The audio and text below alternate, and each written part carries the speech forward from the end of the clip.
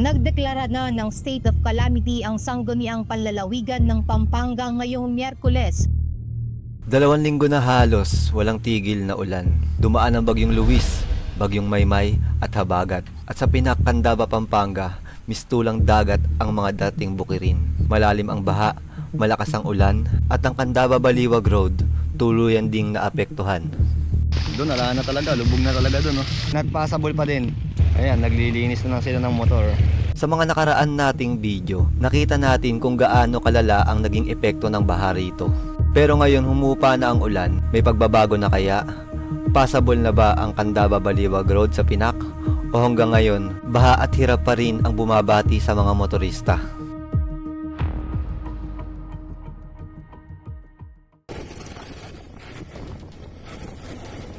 Hi guys, today is August 26, 2026.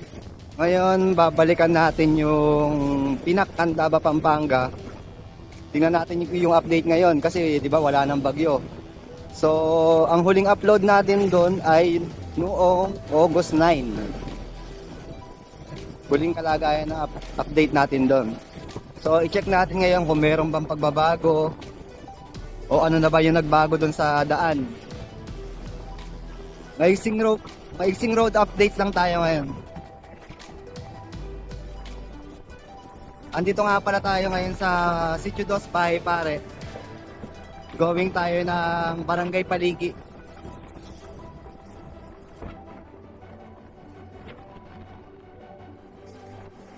Buhay, Barangay Paligi. Yan, I love Paligi. Dito na tayo sa Barangay Paligi. Buti nag-aaraw na, no?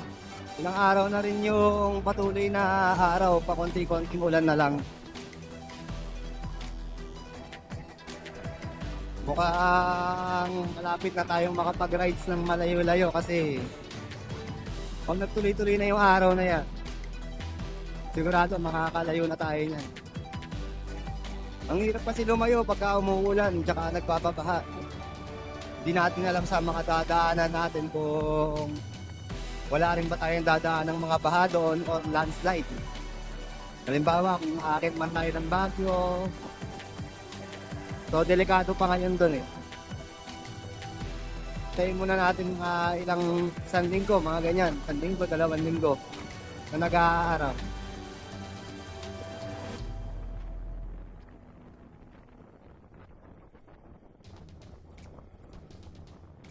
Oo, konti na lang yung tubig dito sa parte na to.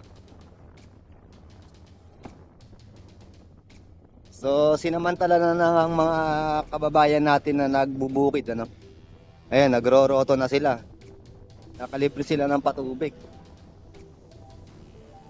Oh, roto. So, pagka-roto niyan, ano yung pa yan ng hand tractor para pumatag yung lupa, tsaka tataniman. May iba't ibang uri kasi na pagtatanim ng palay, guys. Merong sinasabog lang yung bine at meron din naman yung pinupunla nila. Tapos saka mano-mano nilang itatanim. Oh, mababaw na nga yung tubig, oh. Baka maglagay tayo ng comparison kung gaano na yung binabaw. Kasi meron akong mga previous na video dito eh. Mabaw na nga, kita na yung lupa nung sa may puno. Sa Tarlac, dito tayo banta na platan eh. Pagkagaling natin sa campsite sa Tarlac. Oh, malaki na nga binabaw niya. Ang tanong, kung passable na ba? Kaya tulad yan dito, may mga itik na. Oh.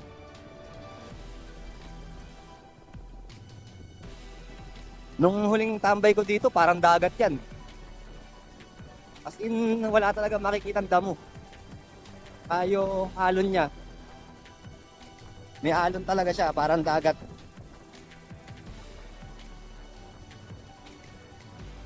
Medyo malakas na yung hangin.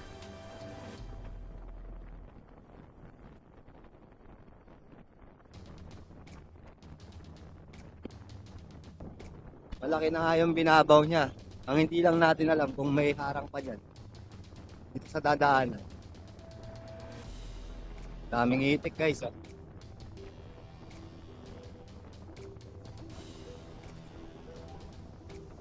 Ito na yung Nuestra.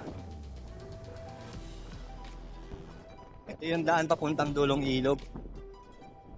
Silipin natin. May tubig pa din.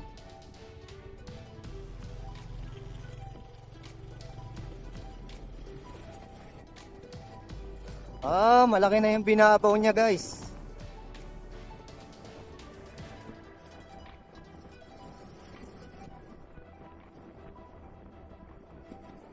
Pero pa rin nagtitinda ng mga isda. Rienda. So may harang pa din siya. Yung nakaraan hanggat dito ng tubig. Laki na ng binabaw niya pala. Ito hindi na tumadaanan eh. So ngayon dadaanan na, kaya lang yung daan lalong nagkitak-kitak.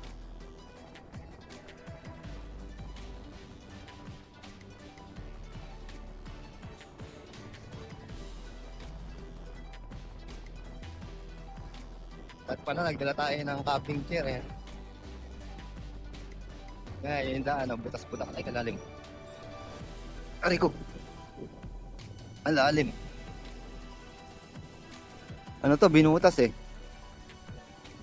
Gagawin siguro nila to. Kaya binutas-butas. Ayan no, parang dagat yung bukid. Pansin nyo, ay puta. Bawal mamreno, madulas. May lumot na guys. Nilumot na. Ba't mo ako nagilid?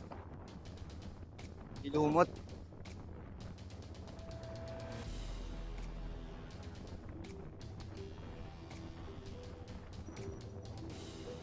Sir.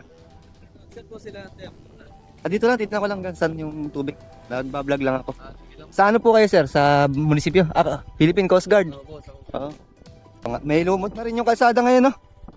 2 linggo din kasi halos, no? Sige sir, salamat po.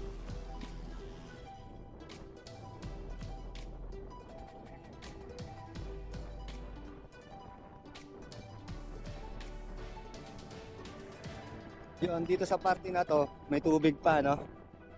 So, pinag-iingat tayo ng Coast Guard, sir. Kasi yan, tinan nyo yung semento, lumot na talaga siya. So, delikado to sa mga nakasinggit.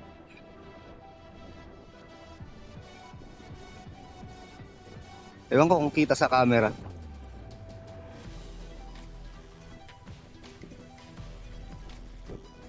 Hanggang dito yung may tubig.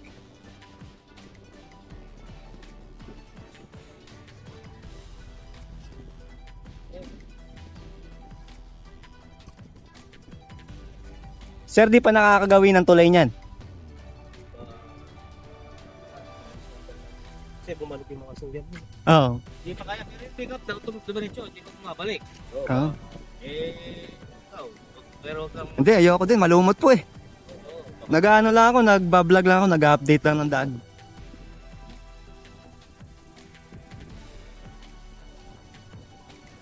Grabe yung lumot oh. Lumot na yan guys. Sa buong kalsada yan, may tubig pa. Yan, may tumawid.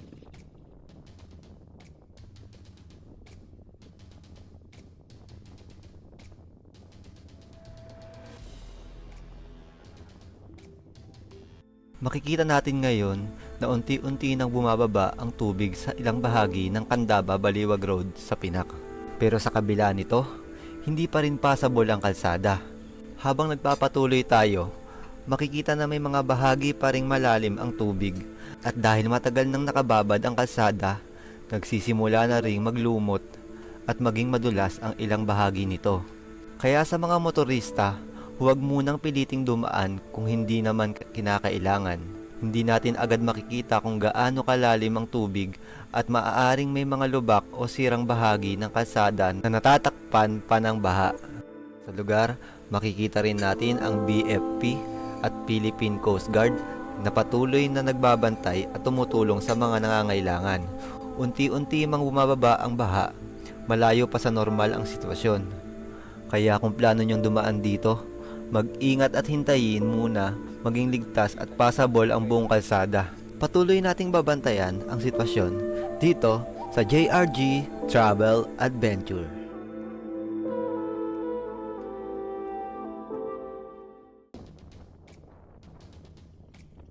Kita nyo yung alon guys, oh.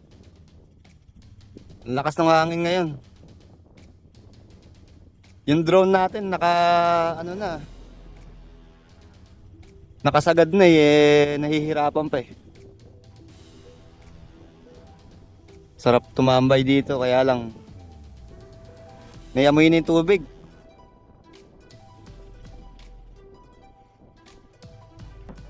Urog yung kalsada, oh. Dahil nagkalat na bato.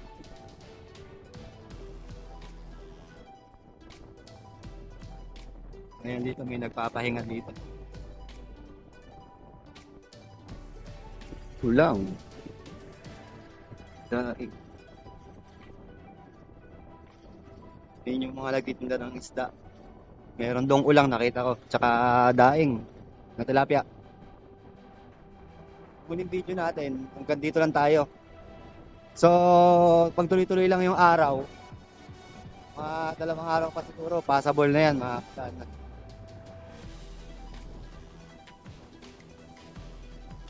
Nung nakaraan kasi apaw dito.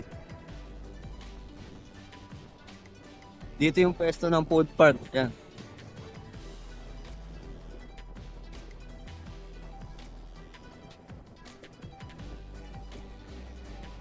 Ay, daming itik ah. Kwak! Ay, nasira yung kubo. Tingnan natin. Nasira yung outpost ng barangay, oh. Durog. Grabe.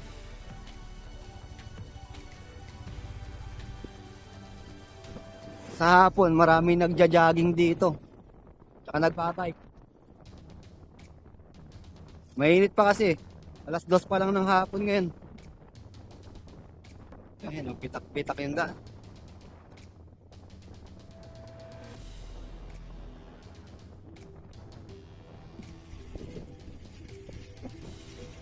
Kano buko, kuya? Isa.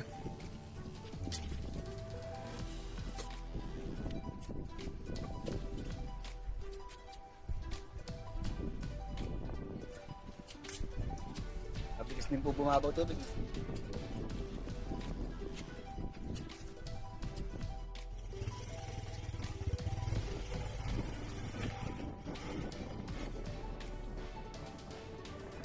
Nagkasak yung nung itik, oh, bubong.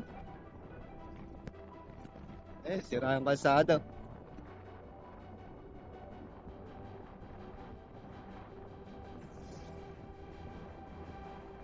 Ilalim niya, no? Kasya pa, eh.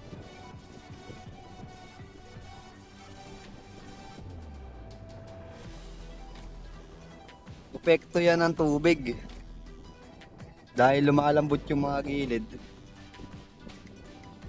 Ayan, no? Katagilid na.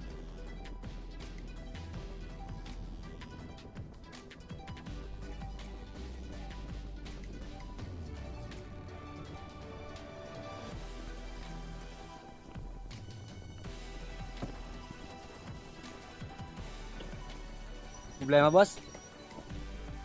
Ha? Sira. Dumpok.